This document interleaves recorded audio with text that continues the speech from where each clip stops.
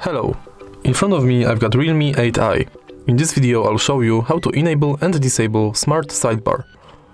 At the beginning enter Settings, Convenience Tools and Smart Sidebar.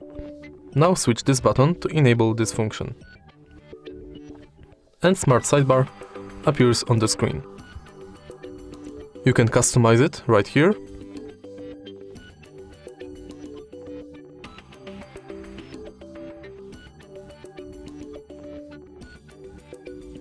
And to disable it, tap this button again.